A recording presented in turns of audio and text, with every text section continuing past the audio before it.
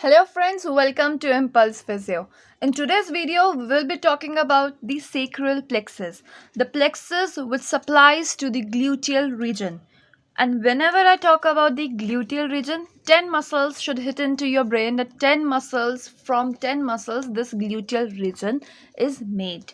So, gluteal region, right, is majorly supplied by the sacral plexus. And whenever I talk about the plexus, I have always told you that the plexus is formed by a sequence of root, trunk, division, cord, and followed by the branches. So, this is the sequence of the plexus formation. Now, to make the thing simpler, first of all, I'll discuss about the dorsal divisions on the right hand side and then about the ventral divisions on the left hand side. To understand the very first branch of the sacral plexus, I would like to draw a line extending from L4, then from L5, then from S1, and then from S2. You can practice along with me. Now, I have drawn one line from L4, L5, S1 and S2, and similarly, I'll draw lines for the ventral divisions once I discuss about this. Now, to understand, this is the dorsal division. I'm discussing about the dorsal divisions first, and then later I'll come to the ventral divisions. Okay, now the first branch, which is called as the superior gluteal nerve.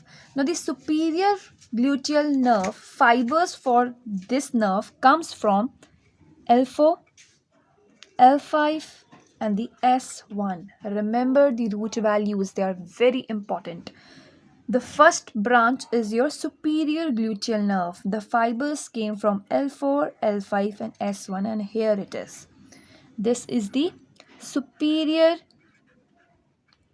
gluteal nerve and stands for the nerve. Now the superior gluteal nerve supplies to the most important three muscles. The name are the tensor fascial lata, TFL yani tensor fascial lata.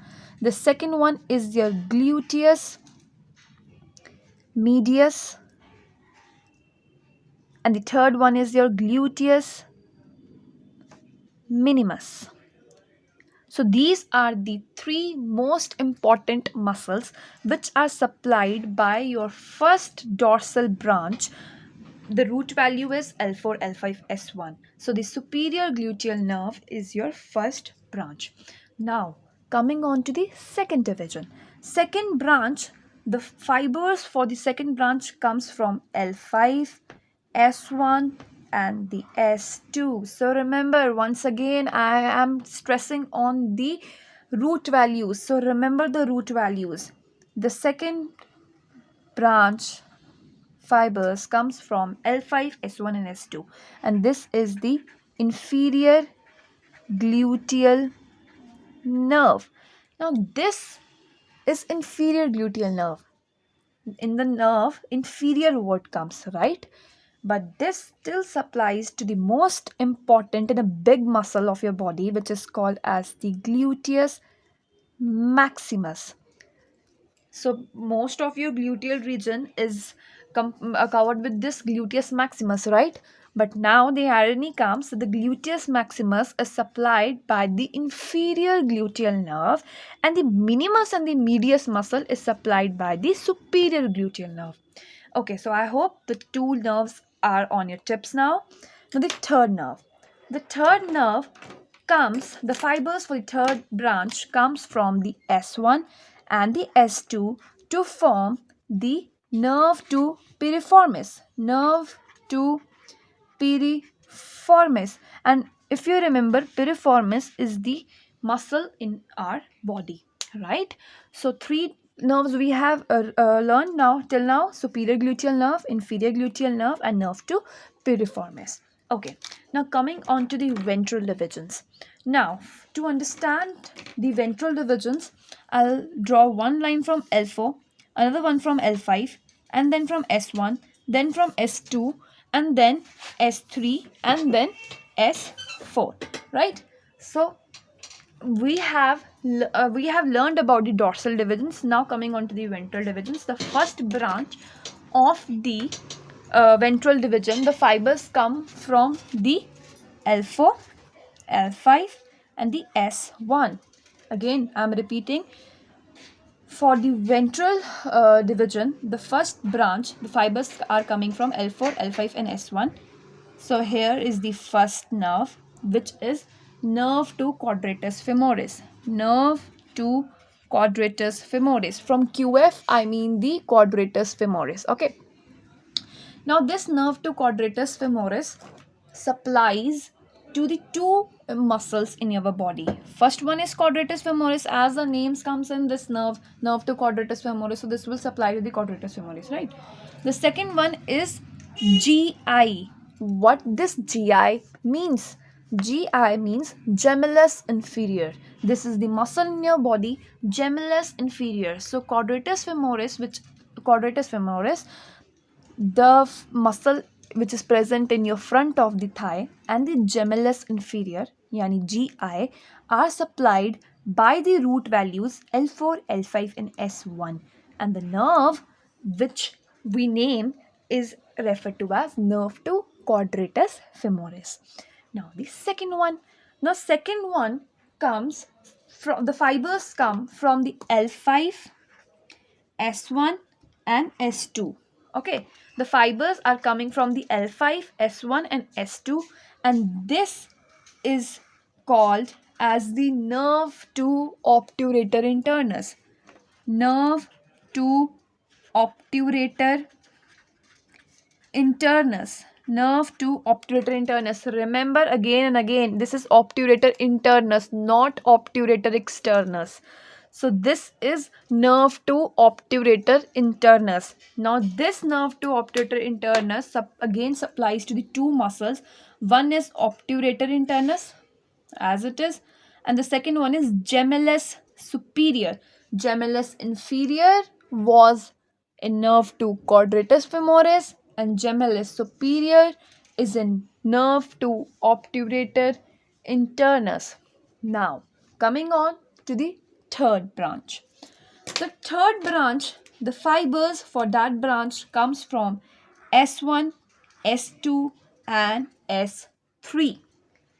Again I am repeating, the third ventral branch fibers comes from S1, S2, S3, and this nerve is called as the posterior cutaneous nerve of thigh. So this will supply to this posterior part of your thigh skin. Remember cutaneous refers to the skin, so this will supply to the skin of your posterior compartment of the thigh. Now the fourth one comes, the fibers comes from the S2, S3 and the S4, and this nerve is called as the pudendal nerve. Which nerve? Pudendal nerve. You can practice along with me. Pudendal nerve. The fibers come from S2, S3 and S4. Now the last one, let me extend this. The fibers for the last nerve comes from S3. Let me draw with this another color. S3 and S4. So this one. So here it supplies to the coccygeal and the levator ani muscle. Levator ani muscle. So here I have covered the dorsal division, in which we talked about the superior gluteal nerve, the inferior gluteal nerve and nerve to piriformis. And in the ventral divisions, we discussed about the nerve to quadratus femoris, nerve to obturator internus, posterior cutaneous nerve of thigh, pudendal nerve, and the last one was coccygeal and levator ani. Right? Now the last nerve, which is the most important, you can put red mark on it, that is the most important, which is the sciatic nerve. Sciatic nerve has two parts. One is the tibial part, one is the tibial part and the second one is the common peroneal. So we will be discussing each part divisions step by step. So first one is common peroneal, right? The fibers for the common peroneal nerve comes from L4, L5, S1 and S2, and these fibers together form the common peroneal nerve. So this is the common peroneal part of the sciatic nerve. Okay. So this is the common peroneal part of the sciatic nerve. Now, the tibial part. The tibial part arises from the ventral side. So this is the L4 fibers, L5 fibers, S1 fibers, S2 fibers, S3 fibers, S4 fibers, and these form the tibial part of the sciatic nerve. Tibial part of the sciatic nerve. So tibial part of the sciatic nerve, I hope this is visible. Tibial part of the sciatic nerve and the common peroneal nerve together form the sciatic nerve. Together form the sciatic nerve. So this is very important. Always remember, this was the dorsal division side and this was the ventral division. Division. So remember, in this beginning of this video, I told you that we will be covering 10 muscles, right? So the first muscle is tensor fasciae lata. So let me draw with this color. I'll be telling each and every muscle. First muscle, gluteus medius second and minimus third. Gluteus maximus is the fourth muscle. Piriformis is another again muscle. So we here covered 5 muscles. Okay, 5 muscles. Now coming to the ventral divisions. Nerve to quadratus femoris again supplied to the 2 muscles, quadratus femoris and gemellus inferior. So again 2. And here nerve to obturator internus supplied to the obturator internus and the gemellus superior. So these 2. Here rest of are the okay. So 5, 6, 7, 8 and 9. This accounts for the 9 muscles. So 1 is still missing, right? 1 is still missing. Now we have discussed here about the obturator internus. We have not discussed about the obturator externus, right? So there is a difference between obturator internus and the obturator externus. Here in this plexus, we talked about the obturator internus. And if you have seen my lumbar plexus video, in that video I talked about the obturator externus, which is supplied by the obturator nerve.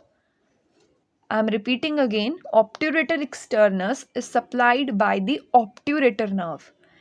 And here in this video we have talked about the obturator internus under sacral plexus. So if you have not seen my lumbar plexus video, kindly do check it out. You will get certain questions also. Try to solve them. I have made video on brachial plexus, lumbar plexus, and now I have made on sacral plexus. So all these plexus will get on your tips once you practice them. This all for this video. Do share, subscribe to my channel and help in spreading education. Thank you.